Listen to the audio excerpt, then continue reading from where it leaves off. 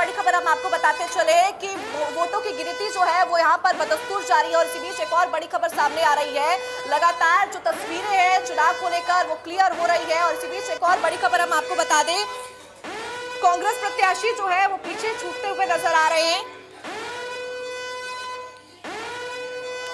देखिए लगातार यहाँ पर वोटों की गिनती फिलहाल जारी है और जो बीजेपी प्रत्याशी है वो अपनी बढ़त बनाए हुए हैं। अलग अलग जगहों से वो तस्वीरें जो सामने आ रही है, बीजेपी प्रत्याशी तमाम जगहों से आगे बने हुए हैं।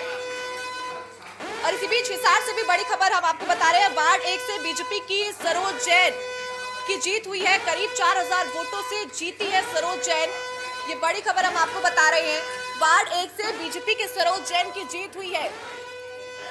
करीब 4000 वोटों से उन्होंने जीत यहां पर दर्ज की है। दीप्ति,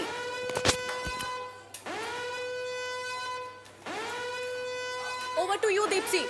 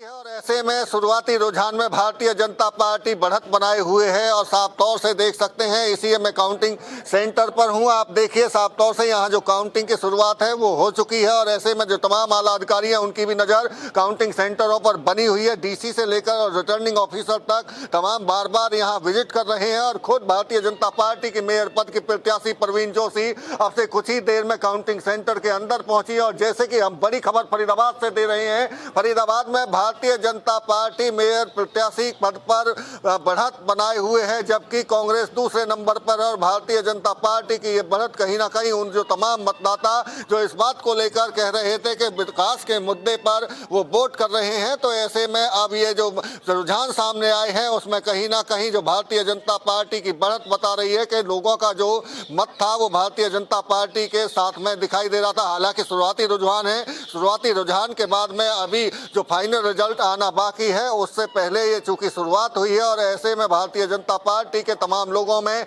खुशी की लहर भी दिखाई देनी शुरू हो चुकी है। जीत का दावा वो पहले ही कर चुके थे। तमाम बड़े नेता जब चुनाव प्रचार के दौरान पहुंचे थे तो उनकी तरफ से जीत का दावा किया गया था, चाहे मुख्यमंत्री नायब सैनी की बात हो, इसके साथ साथ में केंद्रीय राज्य मंत्री कृष्णपाल गुर्जर और कैबिनेट मंत्री विपुल गोयल, राज्य मंत्री राजेश नागर और तमाम विधायक और जो पदाधिकारी भारतीय जनता पार्टी के थे उनकी तरफ से जो चुनाव प्रचार किया गया। संकल्प पत्र बाकायदा फरीदाबाद के लिए अलग से लेकर आया गया और उस दौरान भी दावे किए गए कि भारतीय जनता पार्टी की जीत दर्ज होने जा रही है और इस पर अब मोहर लगती हुई भी दिखाई देनी शुरू हो चुकी है। शुरुआती रुझान में भारतीय जनता पार्टी के मेयर पद पर प्रत्याशी परवीन जोशी को बढ़त मिल रही है। कांग्रेस दूसरे नंबर पर है। दावा कांग्रेस की तरफ से भी किया जा रहा है। चौधरी उदयभान जो कांग्रेस प्रदेश अध्यक्ष है उनकी तरफ से भी दावा किया गया था कि उनकी जीत होगी। उन्होंने भी मुद्दे गिनाए। भ्रष्टाचार को एक बड़ा मुद्दा उनकी तरफ से बनाने की कोशिश की गई, लेकिन भारतीय जनता पार्टी के कार्यकर्ताओं का उत्साह और जिस तरह से सड़क पर उतरकर उनकी तरफ से चुनाव प्रचार किया गया तो उसका परिणाम भी सामने आना शुरू हो चुका है। भारतीय जनता पार्टी बढ़त बनाए हुए है। इसके साथ साथ में बात करें तो फरीदाबाद में 9 काउंटिंग सेंटर बनाए गए हैं, जिस पर काउंटिंग की प्रक्रिया शुरुआत में धीमे जरूर शुरू हुई, लेकिन अब रिजल्ट उनके सामने आ चुके हैं। शुरुआत हो चुकी है और पहले मेयर प्रत्याशी की काउंटिंग होगी, उसके साथ साथ में सर किस तरह से पूरी तैयारी है परिसर में? हाँ, तो ये government college for girls sector 14 में तो एमसीजी का इलेक्शन की काउंटिंग का प्रोसेस स्टार्ट हो रहा है।